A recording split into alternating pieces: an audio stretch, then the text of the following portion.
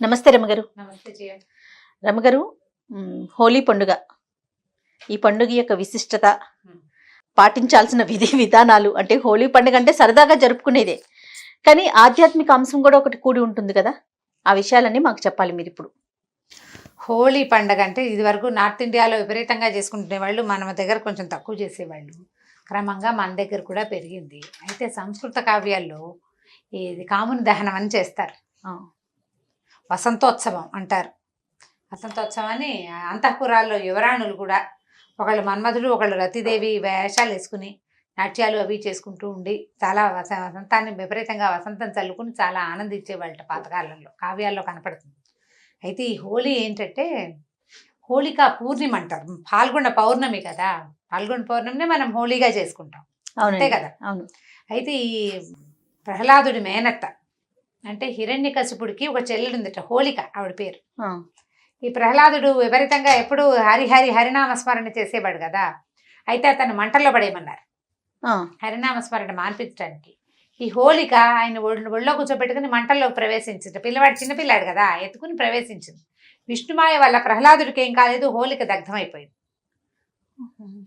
అట్లా భక్తులని ఇబ్బంది పెట్టేవాళ్ళు, భగవంతుడిని ఆశ్రయించిన వాళ్ళని ఇబ్బంది పెట్టే వాళ్ళని ఇలా అగ్నికి దగ్ధం చేయాలని వాళ్ళ బుద్ధి ఎప్పుడు బాగుపడుతుందని అలాంటి ఒక నమ్మికతోటి హోళికని దహనం చేస్తారు. కాముని దహనం అని కూడా అంటారు. సరిగ్గా ఇదే ముహూర్తానికి, ఈ సమయంలోనే పరమశివుడు తపస్సు చేసుకుంటూ ఉండగా ఆయన పార్వతీదేవిని వివాహం చేసుకోవాలని, తద్వారా పుట్టే కుమారుడు దేవతలకి సైన్యాధిపతి అవుతాడని దేవతలు భావించి మన్మధుణ్ణి ఆయన మీదకి పంపకం చేశారు. ఆయన తపస్సే చేసుకుంటున్నాడు.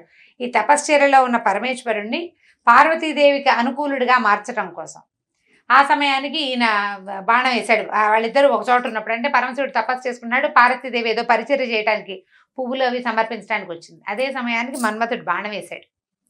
ఎవరో తనని ఇబ్బంది పెట్టారని, అంటే తనని చెల్లింపజేస్తున్నారని తెలుసుకున్న పరమేశ్వరుడు కళ్ళు తెచ్చేసరికి ఆయన కోపానికి కాముడు అంటే మన్మథుడు దగ్ధమైపోయాడు ఆయన కంటి మంటకి. రతీదేవి మాత్రం ఆయన్ని చూడగలదు, మిగిలిన ఎవరికి కనపడకుండా శరీరం దగ్ధమైపోయింది. అందుకు కాముని దహనం చేస్తారని, కోరికలను దగ్ధం చేయాలి. మన్మథుడు అంటే కామదేవుడు కదా ఆయన. అయితే అవి విషయవాంఛలు తగ్గించుకుని భగవద్వాంఛని పెంచుకోవటం కోసం కాముని దహనం చేస్తారని. ఆ తర్వాత ఆయన కనపడకుండానే మన మనసుల మీద ఆయన పనిచేస్తూనే ఉంటాడు. మన్మథుడు ఎప్పుడూ ఉంటాడు. ఆయనకి గుర్తుగా కూడా చేస్తారని ఒక పాఠం. ఇదో పాఠం అదో పాఠం, ఇన్ని పాఠాలు ఉన్నాయి. అయితే ఇది మనకి భాగవతంలో కూడా కనిపిస్తుంది. భాగవతం దశమస్కంధంలో కూడా, భారతంలోను ఏమిటి రంగులు నీళ్లు చల్లుకునేవాళ్ళు. అప్పట్లో రంగులు ఏం చేసేవాళ్ళట, పువ్వులు అవి కలిపేవాళ్ళు. రంగురంగుల సహజమైన రంగురంగుల పువ్వులను నీళ్ళల్లో కలిపి పసుపు నీళ్లు, కుంకుమ నీళ్లు, తర్వాత ఏమో ఆకుపచ్చని రసాలు, అంటే ఆకుల రసాలు, కొన్ని పువ్వుల రసాలు, వాటిని వసంతం చల్లుకోవటం. వసంతం చల్లుకుని ఈ నీళ్లు చిమ్మేవాళ్ళు అనమాట. ఒక ఆయుర్వేదిక్ ఒక పత్రికలో నేను ఒకసారి చదివాను. ఇప్పుడు దీని తర్వాత వచ్చేది వసంత ఋతువు కదా, ఇప్పుడు మనం ఋతువులో ఉన్నామా, ఇక్కడ నుంచి వసంత ఋతువు వస్తుంది. చీడపీడలు చాలా వస్తాయి, చర్మ వ్యాధులు చాలా వస్తాయి. కాబట్టి ఇట్లా ఆయుర్వేద వనమూలికలు కలిసిన, పువ్వులు కలిసిన, ఆకులు కలిసిన నీళ్ళని గనక చిమ్మితే వాతావరణం బాగుపడుతుందని, చర్మాల మీద వ్యాధులు రాకుండా ఉంటాయని చెప్పబడిందట. అందుకని కూడా ఆడతారని ఒక పాఠభేదం. బోలెడన్ని కథలు చెప్తారు జయ. ఈ పిల్లల్ని బయటికి పోనివ్వకుండా ఏదో తేలిగ్గా కాస్త ఇంట్లో వెజిటబుల్ కలర్స్ మనకు దొరుకుతున్నాయి, ఏమన్నా న్యాచురల్ కలర్స్, సహజమైన రంగులతోటి హోలీ ఆడిస్తే పిల్లలకు ఒక సరదాగా, ఒక ఆట విడుపుగా ఉంటుంది. హోలీ రోజున ప్రత్యేకంగా పూజలు చేసేది అది మనకి ఏమీ తెలియదు, మన సంస్కృతిలో లేదు. ముందు రోజు చతుర్దశి నాడు కాముని దహనం చేస్తారు. మర్నాడు పొద్దున తీపిలు తింటాం, స్నేహాలు పెంచుకోవటానికి, స్నేహ సౌహార్ద సంబంధాల కోసం. ఆ తర్వాత ఈ రంగులు చల్లుకోవడంలో ఉత్తేజభరితంగా ఉంటుంది, ఉత్సాహంగా గడుస్తుంది కదా రోజు. మనకి సినిమా వాళ్ళు చూపించుకోవడానికి ఒక మంచి సందర్భంగా ఉంటుంది. కానీ ఇది వరకు కాలంలో ఏం చేస్తుంటే పల్లెటూళ్ళలో చేసేవాళ్ళు. కొన్ని చోట్ల అయితే ఈ పండగ రోజున భర్తల్ని కొట్టే ఆచారాలు కూడా ఉన్నాయి. భర్తను కొడతారు, భర్తలు కొట్టే ఆచారాలు ఉన్నాయి. అదేంటి రమ్మగారు? ఏమో మరి భర్తలు కొడతారట హోలీ రోజున. భర్తలేమో దెబ్బలు తగలకుండా ఏవో ఒకటి అడ్డం పెట్టుకుంటారు. అలాంటివి కూడా ఉన్నాయి. హోలీని ఒక్కొక్క ఊళ్ళో ఒక్కొక్క చోట ఒక్కో ప్రాంతంలో ఒక్కో రకంగా జరుపుకుంటారు. అన్ని చోట్ల రంగులు చల్లుకునేది, తీపి తినిపించుకునేది, అది ఇళ్లలో ఆడుకోకుండా జన సమూహంలో ఆడేది, నలుగురు కలుసుకునేది. తర్వాత మధ్య మధ్య కాలంలో ఏంటంటే ఈ భంగులు తాగటాలు అలాంటివి, ఇంకా ఏదో విపరీతపు చేష్టలు, వైపరీత్యాలకు కూడా దారి తీస్తూ ఉంటాయి. అట్లా విపరీతాలకు దారి తీసే పరిస్థితి ఇప్పుడు ఎలాగూ లేదు.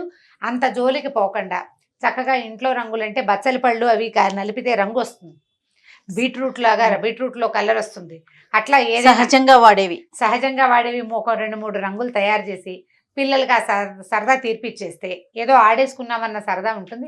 ప్రధానమైనది ఏదో కొంతమందితో కలిసేందుకు అవకాశం ఉంటుంది. ఇప్పుడు ఇది కూడా ఆరోగ్యానికి సంబంధించిందిగానే కొంత మధ్యకాలంలో భావించేవాళ్ళు. ఇంచుమించు అన్ని స్టేట్స్లోనూ అన్ని రాష్ట్రాల్లోనూ ఈ పౌర్ణమిని జరుపుతారు.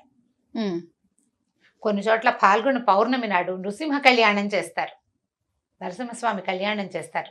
ఒక్కొక్క ఊరి దీన్ని బట్టి అన్నమాట. ఎక్కడెక్కడ ఎట్లా అవుతుందంటే ఏ ఊళ్ళల్లో ఏ రాష్ట్రాల్లో పద్ధతులు ఆ రాష్ట్రాల్లో పాటిస్తారు. తప్పకుండా దేవాలయ సందర్శనం చేయాలి పౌర్ణమి నాడు. అయితే ఈ పౌర్ణమి నాడు విశేషంగా చేసుకోవాల్సిన ఒక విధి ఉంది.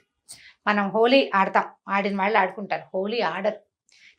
ఈ పండగ రోజున అంటే ఈ పౌర్ణమి నాటి సాయంకాలం అప్పట్లోట ఈ హోలికని పూజించండి రాత్రిపూట, అప్పుడు ప్రజలకి అనారోగ్యాలు కలగవని నారద మహర్షి ఎవరో చెప్పారని రాత్రిపూటే చేసేవాళ్ళట.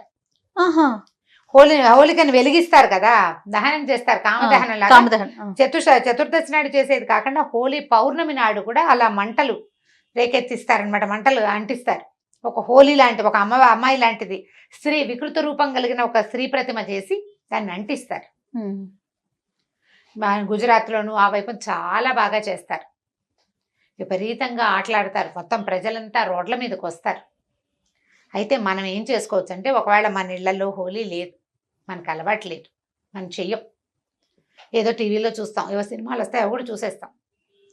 పౌర్ణమి నాటి సాయంకాలం మీకు చాతొచ్చింది లలితా సహస్రం కానీ, లలిత అష్టోత్తరం కానీ, లేకపోతే లలితాష్టకం కానీ, చిన్నదైనా సరే అమ్మవారికి సంబంధించిన స్తోత్రాన్ని చదువుకోండి. విశేషమైన ఫలితాన్ని ఇస్తుంది అది. ఈ చేసినప్పుడు ఏం చేయాలంటే క్షీరాన్నం పాలు పోసి పాయసం తయారు చేసి అన్నంతో, బియ్యం పరమాన్నం అంటాం కదా, అట్లా క్షీరాన్నాన్ని తయారు చేసుకుని ఒక వెండి పాత్రలో పోయండి. ఓకే. కంచం అన్నం తినే కంచాలు కాకపోతే మంచిది, అన్నం తినే కంచమైనా అందులో బంగారు పువ్వు ఉంటే పనికొస్తుంది అంటారు. అది కాకపోయినా అంత చిన్న పాత్ర అయినా పర్వాలేదు, వెండి పాత్రలో పాయసం, పాలతో చేసిన పాయసం పోసి మేడ మీదకి తీసుకెళ్ళండి, లేదా బాల్కనీలో చంద్రకాంతి పడే చోట అది పెట్టుకోండి. ఆ పాత్ర స్థలం కొంచెం శుద్ధి చేసి, మురికా చెత్తగా లేకుండా స్థల శుద్ధి చేసుకుని, మీకు అలవాటు ఉంటే ఓ చక్కగా పసుపు నీళ్ళు చల్లి కాస్త ముగ్గేసి 2 పువ్వులు పెట్టి అక్కడే ఓ దీపారాధన చేసి, మీ ఇష్టం అవన్నీ కూడా. ఓకే. ఈ చంద్రకిరణాలు పడే చోట ఈ దీన్ని పాయస పాత్రని పెట్టుకోండి. అక్కడ కూర్చుని చంద్రకాంతిలో లలితా సహస్రం కానీ ఏదైనా చేయండి. చంద్రుడికి బింబం గేసి చూస్తే అక్కడ అమ్మవారిని భావించండి. మీకు ఇష్టమైన రూపం, అమ్మవారి స్వరూపం మీకు ఏది నచ్చితే అది, ఆమెను భావిస్తూ సహస్రం కానీ, అష్టోత్తరం కానీ, మీరు త్రిశతి కానీ, ఏది కావాలంటే అది చదువుకోండి. 4 సార్లు చదువుతారు, 5 సార్లు చదువుతారు, ఒకసారి చదువుతారు, మీ ఓపిక మీ శక్తి. ఈ పాయసాన్ని చంద్రుడిలో ఉన్నటువంటి అమ్మవారికి నివేదన చేసుకోండి. శాస్త్రం ప్రకారం సాంగంగా నివేదన చేతొచ్చిన వాళ్ళు చేసుకోవచ్చు, అలా రాని వాళ్ళు చేయి చూపించటమే, అమ్మవారికి నీకోసం నేను ఈ పాయసం చేశాను అని.